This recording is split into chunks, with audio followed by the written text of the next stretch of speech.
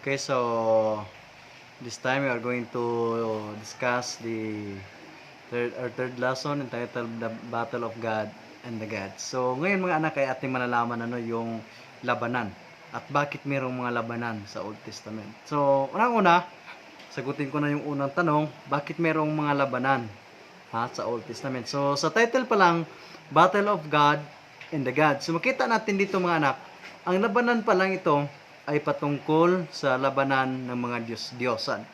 Mga Diyos. So, ang ibig sabihin, pag ang Diyos mo ay natalo during that time, ibig sabihin ang Diyos mo ay mahina, hindi makapangyarihan. So, ito ang isang theology ng Old Testament. So, Battle of Gods, God and the Gods. So, ating titingnan ngayon yung labanan sa Old Testament, lalo na sa during the time of Moses in Egypt. Okay, two battles. The Moses we met in the previous lesson had returned to Egypt. So ngayon, ating nababasa sa last lesson natin, last meeting ay ating nakikita, napag-aralan na si Moses ay umalis sa Egypt gawa ng nung pinatay niyang isang Egyptian army na binugbog yung isang Hebrew. So ngayon, yung umalis siya sa Egypt, ngayon, ito na naman sa ating lesson ngayon, siya ay bumalik doon sa Egypt. His brother Aaron, who had remained in Egypt, was by his side. So kasama niya si Aaron sa labanan na ito. God told them they were to let Pharaoh know that the time had come to let the Israelites live. So yun lang ang instruction ng Panginoong Diyos sa kanila, na kailangan ng paraon na sila ay payagan na umalis sa Egypt. Lahat ng mga Israelites sa Egypt. So, last meeting atin din ang pag-aralan na sila ay ginawang alipin. Lahat ng mga pahirap ay ginawa sa kanila dahil sa mga iba't ibang rason. Kasama doon na takot ang Pharaoh na baka dumadami ng Israelites, baka ito ay maging kasama ng Egypt ng mga kaaway ng Egypt. Kaya sa panahong ito ay makikita natin na ginawa ni Pharaoh ang mga bagay nito para mapigilan yung kanyang katakutan. Okay. The promise-keeping God who saw the pain of His people was at work. That was the reason for the fight. So ngayon, nakikita ng Diyos ang kahirapan ng mga Israelites.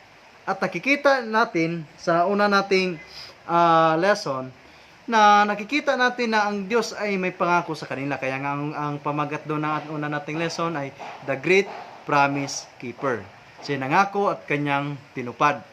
At nakikita naman natin na yung mga pangako ng Diyos ay natutupad mula kay Abraham. So ngayon dito, nakikita natin na ang Diyos na ito na nangangako ay gumagawa na para iligtas ang tao ng Diyos. At ito ang dahilan kung bakit mayroong labanan. So tingnan natin kung anong klaseng labanan ito. Moses and Aaron said, "Let my people go." And Pharaoh replied, "Over my dead body." So makita natin, sabi ni Moses and Aaron, paalisin mo ang aking mga tao. Ngunit, ang sabi ni Pharaoh, ayaw ko. Dadaan kayo sa aking bangkay na katawan. Yun ang sabi ni Pharaoh. So, makita natin dito na talagang matigas si Pharaoh. Ayaw niya na paalisin ang mga tao, ang mga Israelites doon sa Egypt. Moses and Aaron were only the representatives of the God of Israel. God was the real fighter. So, makita natin dito mga anak, ang pinaka fighter dito ay ang Diyos. Ang representative niya ay si Moses at saka si Aaron. So ngayon, ating makikita dito mamaya itong issue ng great controversy. Akin niyang ipapaliwanag pa sa inyo kung ano itong great controversy. So, ang representative ng Diyos dito ay si Moses at saka si Aaron. Lahat ng mga tao na sasama kay Moses at kay Aaron. So ito ang sabi ng Diyos, "You." So Moses and Aaron are to say everything I command you. So lahat pala ng kanilang sasabihin ay nagmula sa ating Panginoon Diyos, hindi mula sa kanilang sarili. Ako na Diyos ay papatigasin ko ang puso ni Pero. So mamaya atin pa din niya makikita kung bakit itong sinabi ng Diyos na itong prediction ng Panginoon na patitigasin niya ang puso ni Paraon. I will multiply my miraculous signs and wonders. I will lay my hand on Egypt. I will bring out my people, the Israelites. So makita natin ng Panginoon, puro ang Diyos ang nagkukuman. Puro ang Diyos ang nagsasabi dito kasi siyang may kagustuhan. Pati si, alam mo naman, lahat ng mga tao doon ay gusto nilang makaalis. Kahit naman siguro tayo, kahit siguro sino sa atin ay gusto nating makawala kung tayo ay naging alipin. At ang sabi ng Diyos, para talagang maniwala ay may mga himala na gagawin para maniwala ang Paraon. At ang pangako ng Diyos, ang aking mga tao na Israelites ay aking ilalabas mula sa Egypt. The Egyptians will know that I am the Lord when I stretch out my hand against Egypt and bring the Israelites out of it. So makita natin mga anak dito na ang Panginoon, sabi niya, makilala nila ako sa pamamagitan nito ng aking gagawin. So makita natin dito, kasi nga kung matalo ang Diyos mo during that time, ibig sabihin mahina ang Diyos mo, di makilala nila kung sino ang may malakas na Diyos during that time. Okay. Pero was stand in for the gods of Egypt and ultimately for the forces of evil and Satan. So makita natin dito, si Paraon pala, siyang representative ng kaaway na si Satanas. At si Moses at saka si Aaron, siya naman ang representative ng ating Panginoong Diyos. So makita natin ang labanan na ito. Okay. He had his helpers in the wise men. So ang naman ay si Paraon, marami ding katulong. Pagbasahin nyo dyan ng Exodus, marami yan. Mga magikero din, mga magician. Kahit lang ang kanilang ginagawa para madaya ang mga tao. Okay. This is what the great controversy between good and evil, between God and Satan is about. So, pag sinasabi natin great controversy, ang Tagalog nito ibig sabihin ay dakilang tunggalian. Dakilang away. Tunggalian o away. So makita natin, ito palang great controversy na sinasabi, ito ay labanan ng mabuti at masasama. Ng Diyos at ni Satanas. So ngayon, tayo ay kailangang pumili dito kung saan tayo, kasi tayong lahat ay kasama sa labanan na ito. Ibig sabihin, pag wala tayo sa Diyos, tayo nandito kay Satanas. Pag wala tayo kay Satanas, andito tayo sa Diyos. Walang sa gitna, walang middle ground, mga anak. Okay. The battle. The 10 plagues that fell on Egypt made up the battlefield for God and Pero. So makita natin dito, ito na ngayon ang labanan. Ang Diyos ay nagpapadala ng mga plagues sa Egypt. So mamaya atin niya makikita kung anong mga plagues na ito. God used the plagues to persuade Pero to let Israel go with a minimum of damage to the Egyptians and their country. So makita natin mga anak, ang Diyos ay gusto niya na ilabas ang kanyang mga tao mula sa Egypt. Ngayon, si Pero naman, matigas ang kanyang puso. So nung matigas ang puso ni Paraon, kailangan ng Diyos na pumayag ito si Paraon. Kaya nung mga una na mga plague na humampas doon sa Egypt, ito sana ay pang kay Pero na sana payagan ng tao ng Diyos nang wala pang matinding damage sa Egypt. Kasi hindi din kagustuhan ng Diyos yon, matinding damage. Pero hindi pumayag si Pero. He wanted to lovingly change Egypt, not to destroy it. Gusto ng Diyos na baguhin ang Egypt. Ang Egypt ay isang bansa na hindi naniwala ng buhay ng Diyos. Mamaya ating makikita din kung ano ang maraming mga gods ng Egypt. Marami the first 4 plagues were really only nuisances to the Egyptians, turning the Nile River into blood and sending frogs, gnats and flies. Exodus 7:14-32. Makita natin dyan. Pwede nyo basahin yan. Made a great bother, but nobody was killed. So dito, sa unang apat, sa unang apat pa lamang, ay wala pa ditong namamatay. Wala pang buhay na kinuha sa unang apat na plagues. Ngunit, makikita natin dito, parang inano lang muna ito, pang pang-bother lang para payagan ni Pero na makalabas ang Israelites. So, ang una ay yun nga, ang Nile River ay naging dugo. Yung mga palaka, makita natin dyan, mga flies. So, marami na magsak na plague sa Egypt. God gave Pharaoh and the Egyptians a chance to freely decide. So, ito ang isang karakter ng ating Panginoong Diyos na maganda. Binigyan ng chances ang mga Egyptian na sana mag-decide sila. Sila ay piliin naman sana nila ang ating Panginoong Diyos. So, dito natin makikita ang mga anak ngayon kung anong mga desisyon, mga maling desisyon na ginawa nila sa buhay nila. Okay. Pharaoh had not gotten the point with the first 4 plagues. So God, who must save His people, increased the pressure. So parang hindi ka pa natatakot dun sa unang 4, mas matindi pa ang sunod para payagan sila. Okay. A plague killed livestock, painful boils infected people and animals, and huge hailstones destroyed the countryside. In the 8th plague, locusts devoured whatever food was left, and in the 9th plague, a terrifying supernatural darkness fell on the land. So, pwede basahin nyo na lang yan mga anak sa Exodus 7 kasi ito ay mabahaba So, basahin nyo na lang yan dyan, yung mga plagues.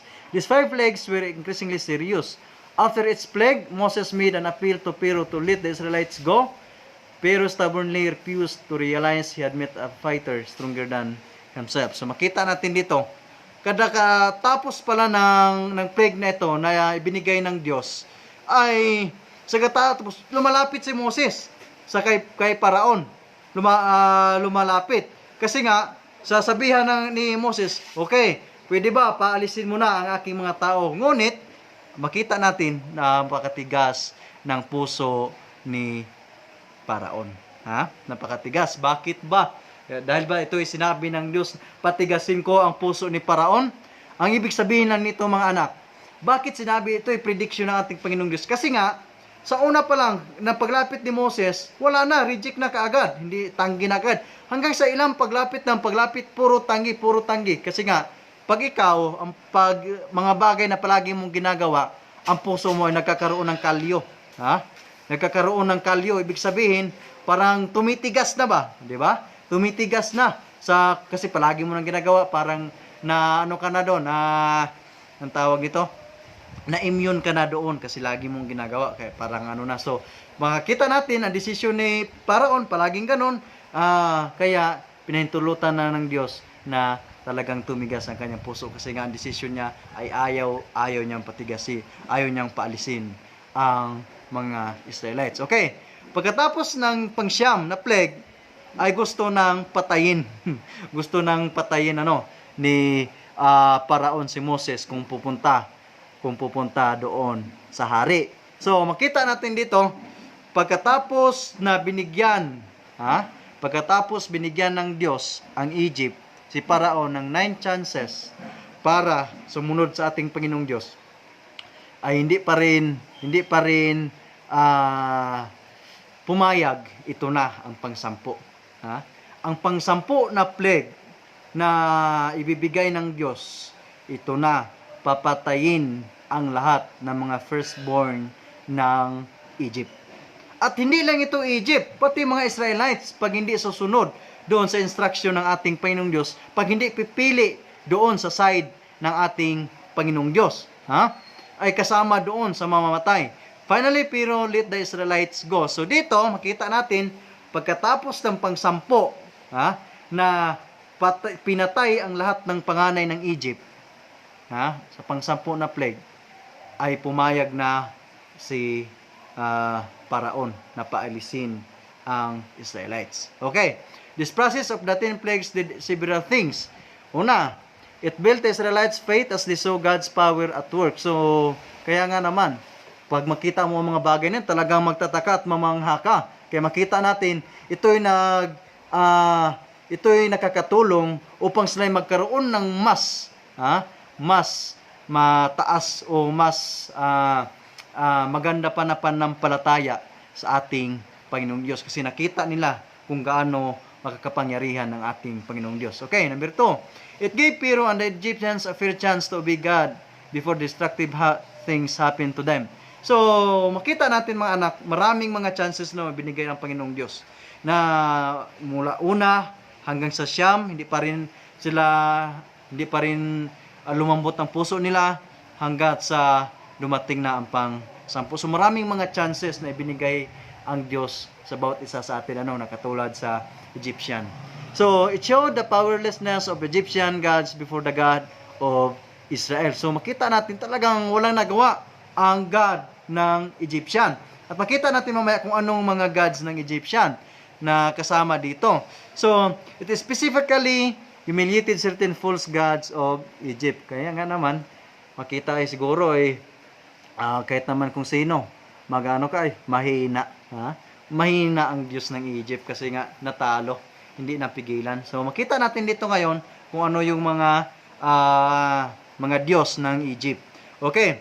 The Egyptians worship the Nile, so turning its water to blood, insulted and humbled the divine river god. So, ang isa pala sa mga Diyos ng Egyptian ay ang Nile River. At ang Nile River, makita natin doon sa mga unang 4 na plagues, ay ginawa ito ng Diyos na dugo. Ginawang dugo ang ilog na ito, na Diyos ng mga Egyptian. So makita natin, ang kanilang Diyos, ginawang dugo, ay talagang ito na parang kinawawa, di ba? Parang kinawawa ang kanilang Diyos. Talagang ito sa kanila, magdudulot ng parang insulto sa mga Egyptian na wala nagawa ang kanilang Diyos na ilog, Nile River.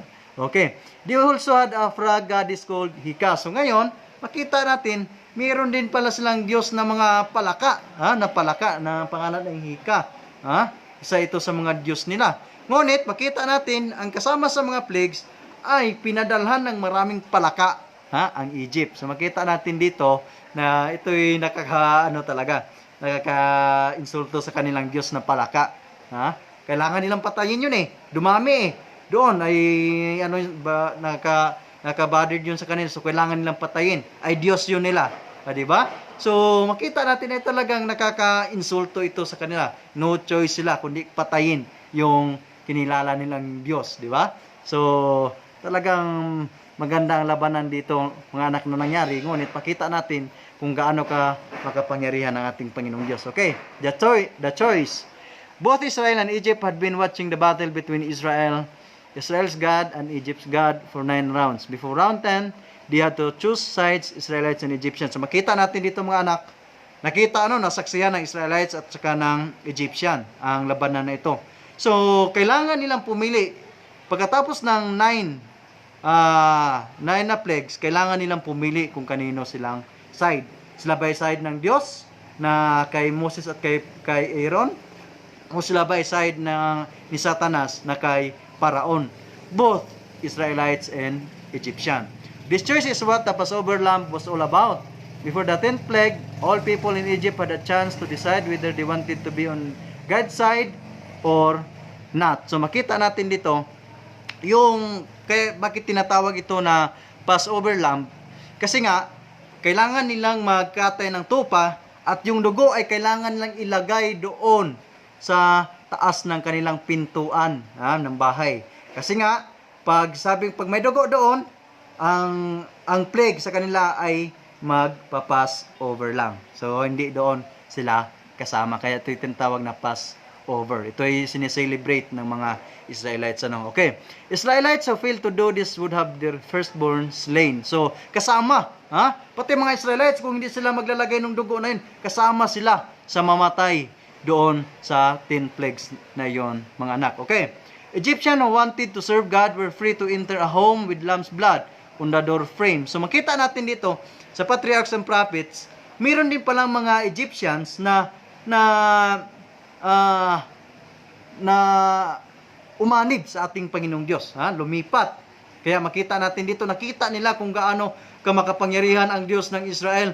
Natakot sila sa 9 na plagues na iyon na kanilang naranasan. Kaya sa pagsampo, kailangan na nilang mag-decide na maglingkod sa Panginoong Diyos, sa buhay na Diyos ng Israelites. So makita natin dito, sila ay sumama, pumasok doon sa pintuan, sa bahay ng mga Israelites na mayroong dugo ang taas ng kanilang pinto para sila, ang kanilang mga firstborn, mga panganay, ay hindi mamamatay. Okay? The New Testament calls Jesus the Lamb of God. So makita natin yung connection nito doon sa Panginoong Hesus na siyang darating para yung dugo niya ang mabuhos sa krus ng Kalbaryo para linisan ang ating mga kasalanan, para ikaw at ako ay tayong lahat ay magkaroon ng kaligtasan. So kaya nga si Paul says, for Christ, our Passover lamb has been sacrificed. So ang ating Panginoong Hesus, siya ang ating Passover lamb. Ang tupa na kung dati during that Passover in Egypt ay kinatay para sila yung maligtas ang kanilang firstborn son. Okay, accepting Jesus and His death saves believers from judgment on their sins. If you choose God's side, the blood of the Lamb saves you. So ito na mga anak, ngayon pag ating tatanggapin ng ating Panginoong Hesus, ang dugo ng ating Panginoong Hesus na nabos sa krus ng Kalbaryo ay magliligtas sa atin, maglilinis sa atin mula sa kadumihan ng ating kasalanan. The escape, pero give up and called Moses and Aaron in the middle of the night and told them to leave. They did immediately. So, umalis kagad sila kasi pinapaalis na sila. Baka magbago pa ang isip, kailangan na nilang umalis. Kaya nga, makita natin dito, ito ang prinsipyo ni Moses na nasulat sa Exodus 14 verses 13 and 14. Ang sabi dito, do not be afraid, stand firm, and you will see the deliverance the Lord will bring you today. The Egyptians you see today, you will never see again. The Lord will fight for you. You need only to be still. So, napakaganda mga anak ko, Ang Diyos, ang siyang totoong fighter para sa bawat isa sa atin. Kaya sinabihan niya ang mga Israelites, huwag kayong matakot. Ang mga Egyptian na inyo nakikita ngayon ay hindi nyo na makikita. Makikita ninyo kung gaano ka makapangyarihan ang ating Diyos na pinaglingkuran. God proceeded to bring Israel safely to the Red Sea, and when the Egyptian attempted to follow, they were drowned. So nung sila ay pumunta na doon sa Red Sea, tumawid sila, hinati ni Moses ang dagat, at doon sila nakatawid. Nung sumunod ang mga Egyptian armies, sila doon nalunod dahil bumalik yung dagat, nalunod ang lahat ng mga Egyptian armies. So ito ang final knockout punch. So ang Israel ngayon, sila ay safe na mula sa Egypt. God had won completely. So makita natin, ang Diyos ay panalo sa labanan na ito. So salamat mga anak sa inyong pakikinig. God bless po sa ating lahat.